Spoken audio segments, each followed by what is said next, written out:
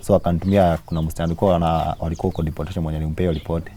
Nikamuuliza na akaniambia sasa ile shida yenye iko siwezi kuambia, siwezi saizi hakuna kitu nafaa kuongea. Walisema wanashughulikia hiyo issue na mtu yote asiongee hiyo issue. But na walikuwa natoroka, walikuwa wamefunga mashuka kwa dirisha. Watoroka huko kwa deportation center. So wakati alienda kushuka, hiyo shuka ikafunguka akaanguka.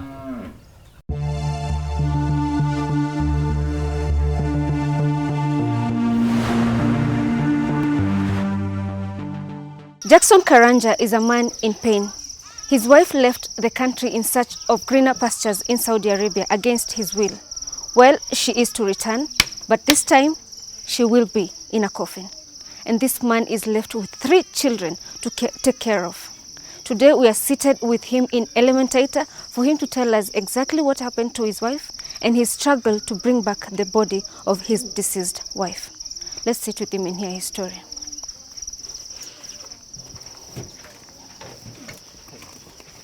Okay, mimi naitwa Jackson Karanja.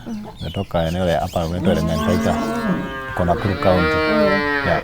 Umesomea wapi? Umelelewa wapi? Mimi nimelelewa hapa ni nyumbani. Sio tumesomea hapa inaitwa dіед. Ndiko hapa. Iko na secondary na iko na primary. Okay. Yeah. Huko ndiko limit wife ama maisha ilikuwa je? Yeah, tulijuania tu hii county hii Elementator tu.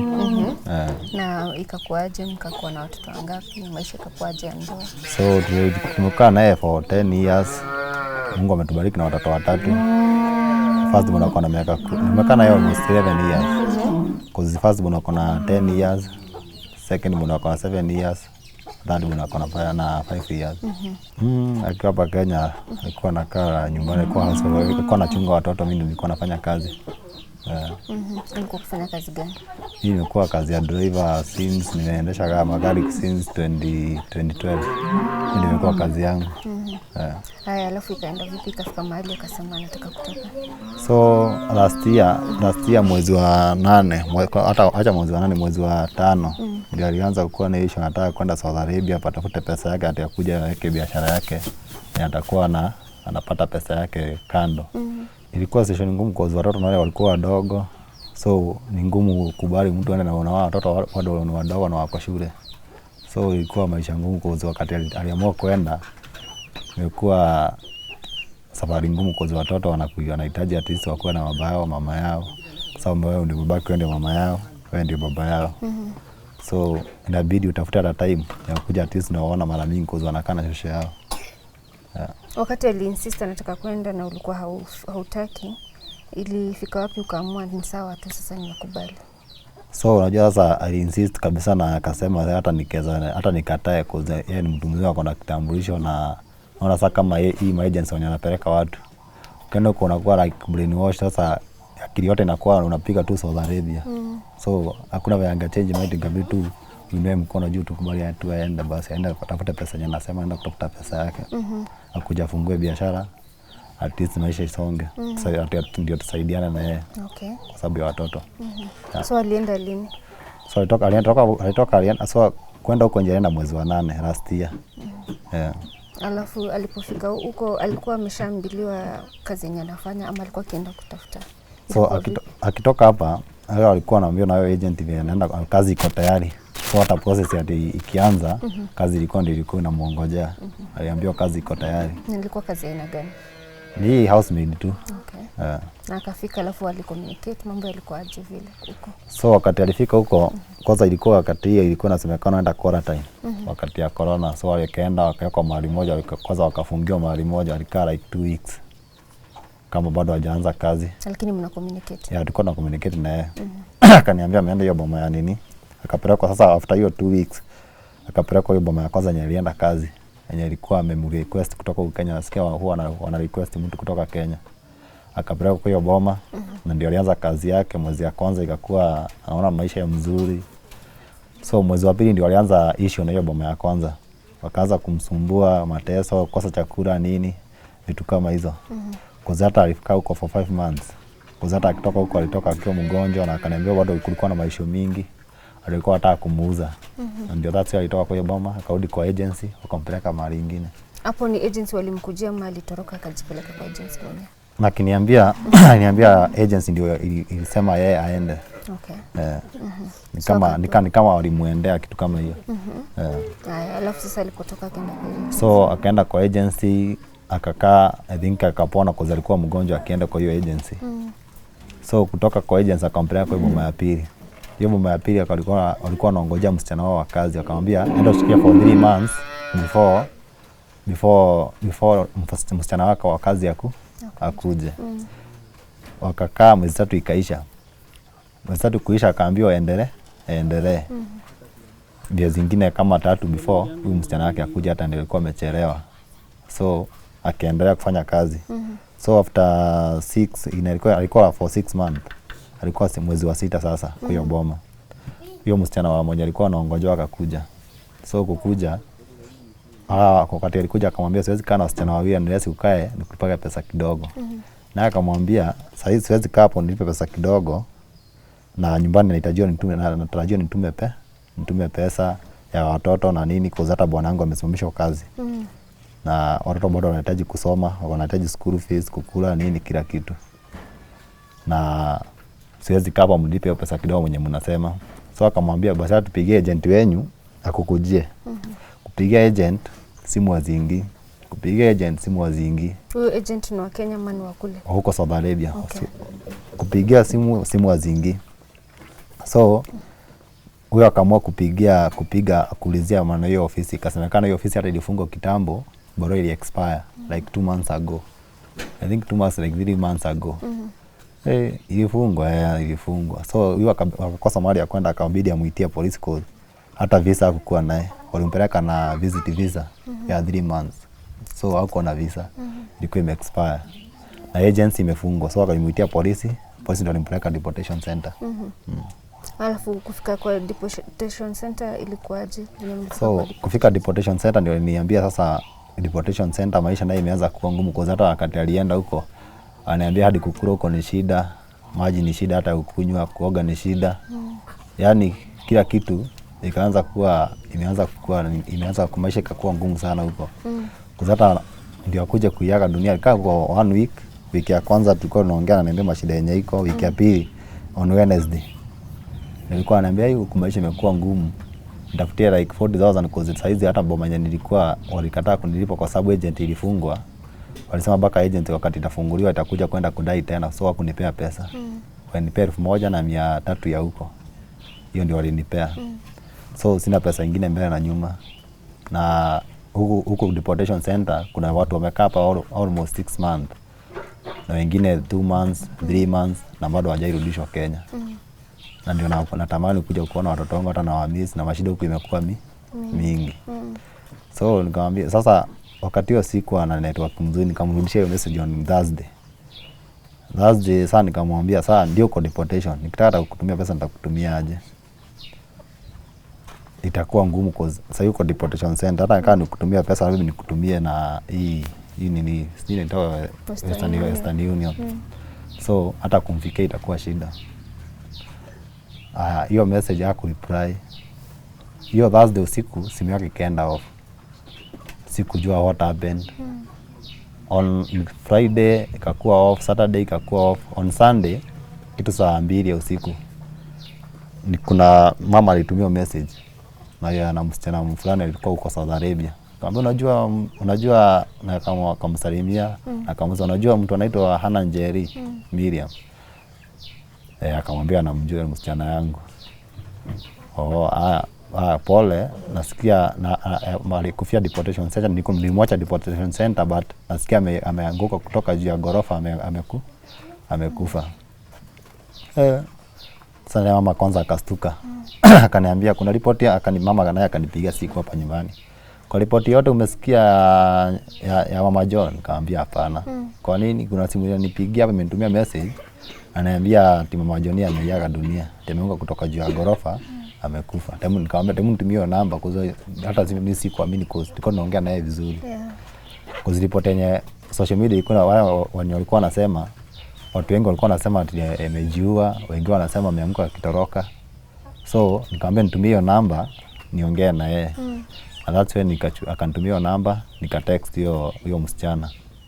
Akaniambia tulikuwa na majoni hata nimwacha deportation, but tulikuwa urafiki sana na wenye wameniambia nitafute familia kozi hata amekufa na amekufia ameanguka kutoka juu ya ghorofa na inasemekana hiyo report isitoke nje ya deportation center. So walikuwa wanaficha hiyo story. Na sasa huyu msichana akasema hata ni kujificha amejificha akiambia nani? Akiambia huyu saa mwenye alituambia. Kwanza nikastuka. Kashinda hai. Sasa kwani kumeenda aje tena? Tulikuwa tumeongea vizuri, hakuna nini yote au kwa na depression yote ama na stress zote ninazosema anaweza kuwa amejiua. Kwanza nikachanganyikiwa. Sasa baadaye baadaye sasa tukaongea naye hata nikampigia na imo. Tukaongea naye ndio akanielezea venye sasa ni msichana. Walikuwa na deportation center. Alikuwa na deportation but yake akatoka. Sasa alipewa report na wenye walikuwa deportation center. Sasa atafute familia koza wenye wako ndani wamekatazwa na wameambiwa wasiseme hiyo report isitoke wapi kwa deportation center. So wakaenda, so nikamwambia kuna namba unaweza nitumia mwenye kwa deportation tuongee naye direct and pay information clear. So akanitumia kuna msichana walikuwa kwa deportation mwenye nimpea report. Nikamuuliza na akaniambia sasa ile shida yenye iko siwezi kuambia, saizi hakuna kitu nafaa kuongea. Walisema wanashughulikia hiyo issue na mtu yote asiongee hiyo issue.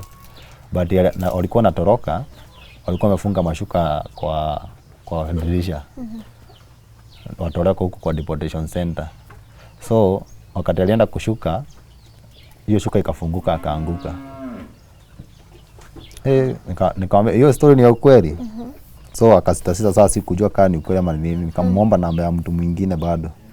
Huyo mwingine mwenye ripoti alinipea aliniambia ni alirushwa na maaskari wenye wanakuwa kwa deportation center. So na ripoti zikaanza kuwa zina contradict. Kufuatia venye waliambiwa wasiseme wasitoe story nje, unaona ni kama waliforcewa venye watasema in case hiyo ripoti itoke. Cause watu nao wanatoa ripoti mbili tofauti. Kuna huyu anasema walikuwa wanatoroka akaanguka, walikuwa wanashuka kutoka kutoka kwa shuka, na wao wanasema ni kurushwa wamerushwa. Ngashinda kwa nini inaendelea. Alianguka kutoka kwa floor gani? Third floor. Okay. So nikasawa hapo ndio nikaanza kuzuniambia Sunday on Monday ndio agent wake alinipigia. Pia akaniambia umesikia ripoti ya bibi yako? Nikamwambia kuna ripoti nilipata but nilikupigia jana hukushika sijui maybe kulikuwa usiku. Kaniambia bibi yako alikufia deportation na alikuwa anajaribu kutoroka akaanguka kutoka juu ya ghorofa akakufa. Akagonga kichini na kichwa akakufa. So naye amenipea ripoti nyingine tofauti. Haya. Na sasa nikamwambia sasa tutafanya namna gani? Cause naona sasa yeye alianza kuniambia hata kile nafaa kufanya nianza kutafuta 700,000 to 1 million kuleta mwili wapi? Kuleta mwili Kenya. So nikamuuliza makosa inaweza kuwa ya nani? Nyinyi agent yenu ndio ilifungwa huko Saudi Arabia. Kama agent ingekuwa haijafungwa at least angerudishwa kwa agency nayo imchukue mpeleka boma nyingine. Kama sio hivyo imrudishe Kenya. Sasa baadaye umeniambia kitu ya kuuma, sasa umeniambia bibi yangu amekufa alafu naanza kuniambia nitafute pesa. Hivi mwenyewe 700 natoa wapi? Na hapo ndo kuna watoto na watoto nitafutia unga ama watoto nitafutia school fees ama nini nitafanya ndio nipate 700,000. Tena mtu akienda huko unakuwa unamwacha pesa hapa nyumbani ati in case uende ukufia huko utapata 700,000 ulete bibi nyumbani. So hata baadaye nikagombana naye kwanza nikakata simu. So nikamwambia on Tuesday nikamwambia sasa progress ni gani? Ni details zake nani yako nazo, nani anafikiwa na ripoti. Akaanza kuniambia hata sio mimi nimpelekea Mwarabu. Nilimpelekea Mwarabu. Mwarabu ndio nakana akampeleka ndio alimpeleka. Na alimpeleka na agency nyingine. Agency yenye yako naye, agency yenye alimpeleka, hiyo Mwarabu afanye kazi huko. Mwarabu agency yake barua yake zilikuwa zime-expire. Hii agency imempeleka naye hata ina ripoti yote kuhusu kama bibi yangu amekufia huko Saudi Arabia. Sasa wewe ndio unawainform. Sema mimi ndio nawainform. So kuwapigia simu wananiambia hawajui mtu kama huyo. kwa details zao. Sasa baadaye nikauliza na hii contract yangu inasoma nyinyi ndio mlimpeleka. So akafuatilia ndio akaniambia kuna Mwarabu alikuja wanafanyaka kazi na yeye, alikuja kumuomba amsaidie na wampeleka na kama wampeleka na kampuni yake barua ziko zime expire. So after sasa hizo saa barua ku expire, sasa unaona huyu Mwarabu ndio alimpeleka. Ripoti yote inatoka huko bibi yangu ni Mwarabu anapokea. Na kesa agency yenyewe ijui. Tena karibu sana hata hii agency sasa imefungwa. Haina barua. Haina barua. Sora nienda kuona nasikia agency kwa barua. Haina barua since sijui iko na miezi ngapi kama haina barua. Hata ni kama sijui ilifungwa. Sasa nikashindwa. Sasa agency yenyewe inasemekana imefungwa. Huyu Mwarabu naye ako na kampuni yake kando. Ati amefungwa. Iko hapo Baza Plaza. Sasa unaona. So ikakuwa story ikakuwa complicated. Nikaenda kwa NEA, nikaamua kwenda kwa NEA nikaenda kwa NEA kuripoti issue. Kwenda kuripoti issue kanirudisha tena kwa agency, wanipe details za Mama John, za bibi yangu za Jerry Miriam. So nikaenda huko, nikaenda kwa hiyo agency, kwa hiyo Mwarabu kwa sababu nilikuwa najua ni hiyo. Kaniambia sio hiyo agency nimpeleka, but Mwarabu amesema ndiye akona details zake atakutumia. Nikamwambia kuna venye tunaweza onana naye, akaniambia hatuwezi onana naye kwa kujaga on Friday. Sasa sasa kufuatilia nikamwambia basi anitumie hizo details za Ana. Akanitumia passport, contract na sasa vitu zingine hapo zimeandikwa na Arabu, siko najua ni nini hizo. Lakini nilikuwa nataka ni contract na passport. So akanitumia nikaandika hiyo barua yenyewe walinituma kwao niwaandikie. Nikawaandikia nikawatumia hiyo Friday na nika follow up on Monday. Kwenda Monday wakaniambia hawajapata hiyo barua watu wa Foreign Affairs. So nika forward tena wakasema wameona na wakaandika wakatuma kwa embassy barua ya kutaka kujua kama kuna hiyo information yote ya Miriam. Sasa baadaye sasa nimetoka huko kwa Foreign Affairs nikaenda kwa NEA. Ilikuwa Monday sasa. Ilikuwa Monday. Sio Monday, imekaa sio Monday kitambo. Haya. Nikaenda kwa NEA. Nikaenda kuripoti hiyo incident. Nikaripoti na nikawaambia majina ya agent na nini. Sasa wakaniambia agent imefungwa lakini tutashughulikia.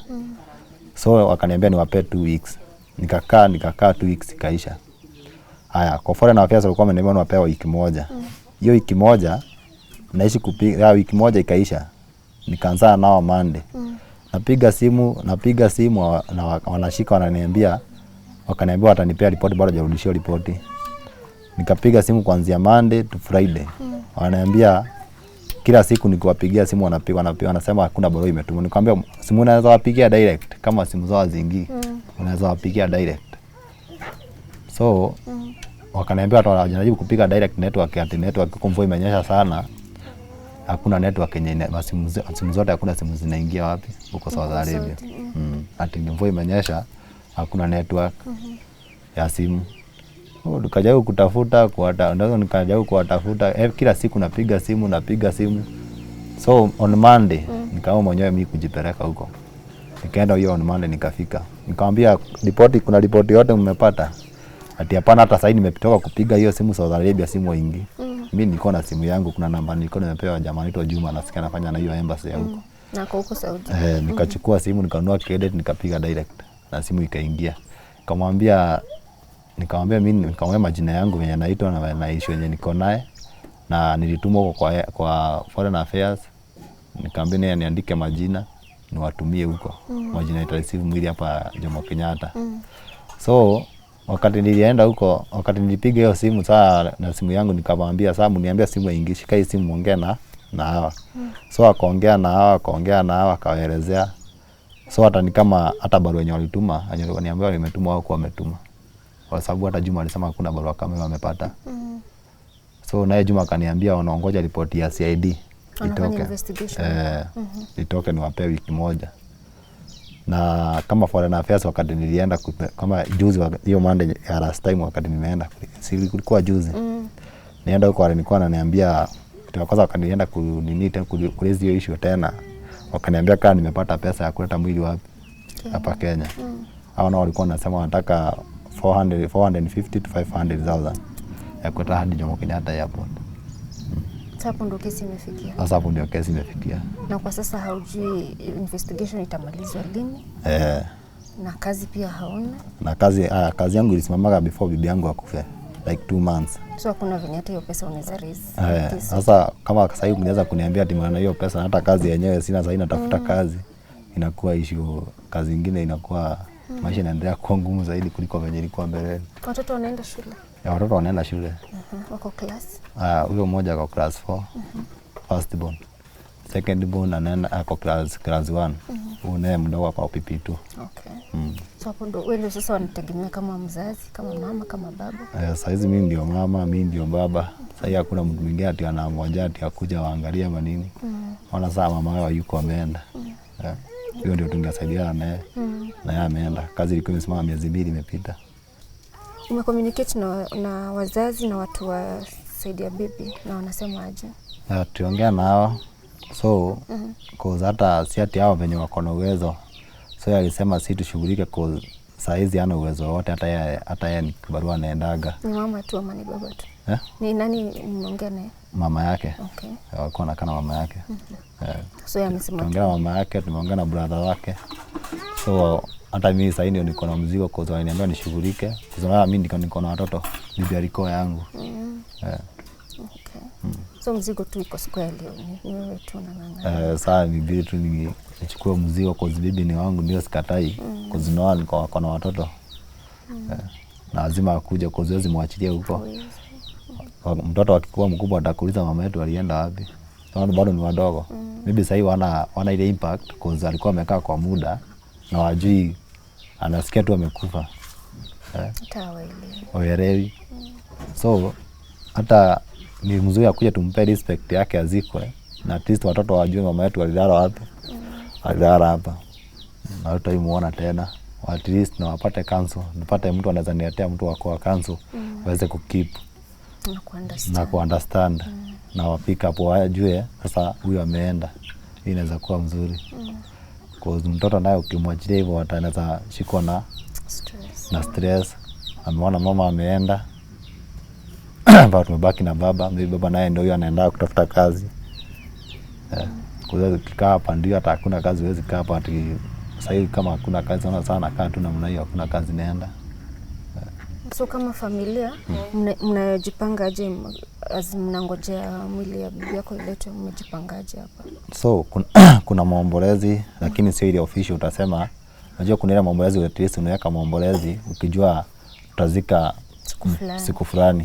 So hii ni ile maombolezi watakuja mnavumiliana roho, wanakupea pole na at least unaona yuko peke yako. Unaona hata hao wazee wamekuja kutuona hapa, kutupea pole, kutusaidia na at least kutuvumilia. Sasa kwa zata mjini lini so kama saa hizi tunajaribu tuko na committee, at least tunajaribu kusanya pesa kidogo kwa hata ukiambia utaletea mwili itafika Jomo Kenyatta Airport. Jomo Kenyatta Airport hapa nataka gari ya kuenda kuleta mwili huko. Lazima tena akuja kwanza apeleke mochari. So mambo ni mengi saa hizi cause ukiambia sasa ukaramia mwili kutoka huko lazima utafute hiyo pesa yote nakwambia. 400 to 500,000 ya kuleta mwili mpaka Jomo Kenyatta. So bili yote inaweza hitajika ni like 700,000. Yote kuleta mpaka mwili Nakuru. So hiyo ndio at least tunajaribu kusanya tunapata. Lakini unajua bado saa hizi kama unaona mashamba venye ziko saa hizi. Watu walipanda mahindi iliharibika, saa hizi mvua inanyesha.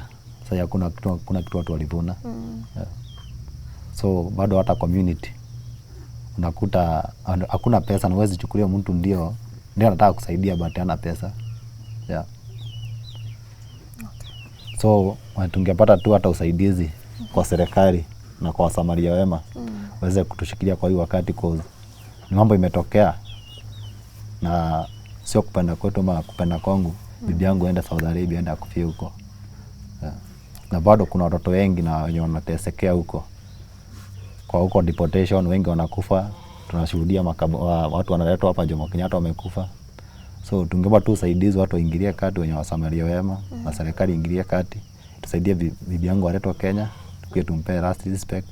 aziko nanipata wasamaria wema wanipata counselor wakuja wa counsel watoto wangu. At least kunajua kuna venye mimi siwezi kuelezea lakini kuna venye unaweza kuja ukiwa mtu wa professional na venye umesomea uweze kuelezea wa understand. Sasa mtu anaweza maybe hata anaweza maybe kunisaidia na kunifuatia, maybe anaweza pata namba yangu, naweza peana namba. Okay, 07 033 77841. 07 03 377 841. Okay. Yeah. Italeta jina gani? Jackson Karanja. Okay. Yeah. So saizi the priority yako saizi ni at least mwili usaidie mwili kuja Kenya na upate kazi na nini nyingine? At least wanisaidia walete mwili Kenya. Cause hata saizi hakuna ile, hata saizi hawezi hata atafuta kazi kwa sababu hata kazi saizi sina. So hata kama ningepata wasamaria wema waingilie kati, mwili yangu ya bibi yangu iletwe Kenya. Wanisaidie mimi nipate kazi niweze kusaidia watoto wangu. Inaweza saidia. Okay, sawa. Yeah. Tunashukuru vile umetukaribisha kwako na kushare story yako na sisi. Ni matumaini yetu kwamba utapata usaidizi. Nitashukuru sana. Kwa Kenya, wakarimu na government pia iingilie kati tuweze kuangalia vile itakusaidia hata kwa kwa kurahisisha mzigo ambayo imekupata. Ya hata mimi ningeomba huyu president wetu William Samuel Ruto mwenye ameapishwa juzi aweze kuingilia kati kwa sababu wasichana wengi wanaumia huko. Si hata bibi yangu peke yangu. Wale uliongea nao pia kule. Unakuta mtu amekaa deportation 6 months, 3 months. Hakuna chakula, hakuna maji. Tuko na hii kesi, unaona msichana mwenye amekuja juzi anasema anakunywa maji ya sewage. Hakuna, yani life ni ngumu. Wasichana wanateswa huko. Ni kama slaves. Wanatumiwa vibaya, kazi mingi. Hakuna kulala, hakuna kukula. Naona sasa wasichana wanaenda kuumia huko.